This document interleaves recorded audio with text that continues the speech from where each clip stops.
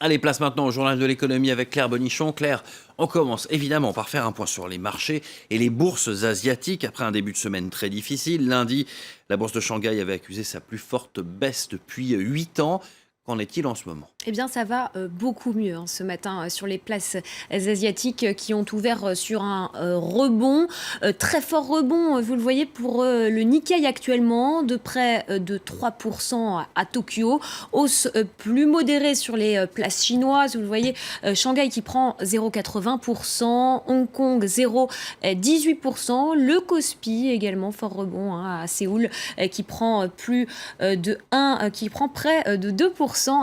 Donc un rebond en Asie ce matin après de nouvelles mesures de relance en Chine pour ramener le calme sur les marchés et soutenir l'économie. La Banque centrale chinoise a décidé de baisser encore ses taux d'intérêt pour la 5e fois en 9 mois. Elle a également abaissé les réserves obligatoires des banques, de quoi faciliter la diffusion de crédits auprès des entreprises. Alors, on a parlé des marchés asiatiques ce matin. Comment se sont comportés il y a quelques heures les marchés, notamment aux États-Unis ? Eh bien, après avoir rebondi en séance, comme les bourses européennes, eh bien, finalement, la bourse de New York a clôturé sur un nouveau repli. Les investisseurs américains ont préféré opter pour la prudence. Vous le voyez, le Dow Jones qui a perdu plus de 1%.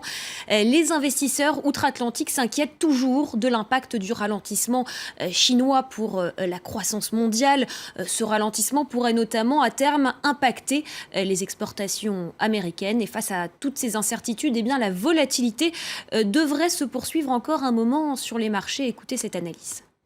Il faut savoir que le contexte mondial est particulièrement volatile avec un changement de régime de croissance en Chine, encore un petit peu d'incertitude sur l'Europe, même si les choses vont mieux, et un prix du pétrole qui ne cesse de baisser. Donc l'environnement international est en train de changer de manière structurelle, et à côté de ça, vous avez une banque centrale américaine qui veut monter ses taux, alors que si on regarde les critères qui sont la croissance et l'inflation, elle pourrait ne pas le faire. Donc ça, effectivement, ça suggère que des épisodes aussi violents que celui qu'on a eu, on va peut-être pas en avoir beaucoup. En revanche, plus de volatilité sur les marchés financiers, c'est certain, en tout cas à l'horizon des 6 prochains mois, un an, sans problème. Oui.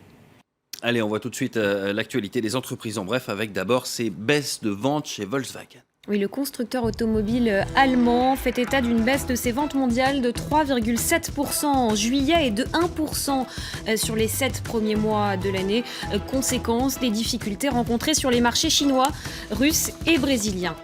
Et puis, il y en a qui ne s'inquiètent pas du ralentissement chinois. C'est le cas de Michelin. Le groupe est entré au capital de Luli, une start-up chinoise spécialisée dans le covoiturage. Le montant de l'opération n'a pas été dévoilé. Le fabricant de pneumatiques avait annoncé en novembre dernier son intention de doubler son activité en Chine d'ici 10 ans. Et en pleine crise boursière, Boeing est très optimiste. L'avionneur américain a relevé hier sa prévision de demande d'avions émanant de la Chine sur les 20 prochaines années. Sur cette période, l'avionneur prévoit que les compagnies aériennes chinoises commanderont plus de 6000 appareils. Très grosse commande, donc direction Paris maintenant. À l'occasion de la semaine des ambassadeurs, le Quai d'Orsay souhaite notamment renforcer le lien entre diplomatie et économie. Oui, et pour ça, c'est une première. Le ministère des Affaires étrangères a organisé hier après-midi un speed dating entre des entrepreneurs et des ambassadeurs français. Une série de rendez-vous express pour soutenir les entreprises dans leur quête de nouveaux marchés. Reportage, Julien Sauvaget. Thomas Samuel est un jeune entrepreneur français. Il a 15 minutes et pas une de plus pour présenter son projet à l'ambassadrice du Bénin. L'exercice est inédit pour ces ambassadeurs, mais ils sont convaincus du rôle clé qu'ils peuvent jouer pour aider les entreprises françaises.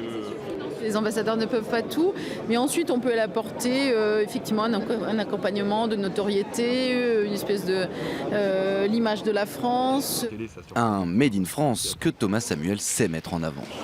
On est très fiers de faire en France et du coup avec de la qualité française et un prix presque chinois. Une délégation est justement venue spécialement du Bénin pour visiter son entreprise qui fabrique des lampadaires solaires spécialement conçus pour résister aux contraintes climatiques des pays tropicaux ou désertiques. La spécificité de ces produits qui sont tropicalisés, c'est à la fois la résistance aux environnements qui sont difficiles, autant en termes d'humidité que de chaleur, que la longévité.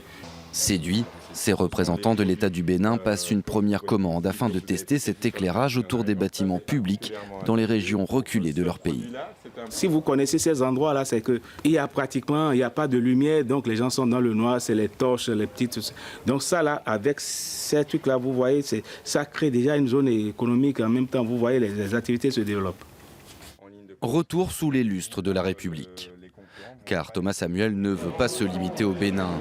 Il a aussi rencontré les ambassadeurs français du Sénégal, de la Centrafrique, du Cap-Vert ou encore du Nigeria. De quoi assurer le rayonnement de la France. Merci beaucoup Claire pour ce journal de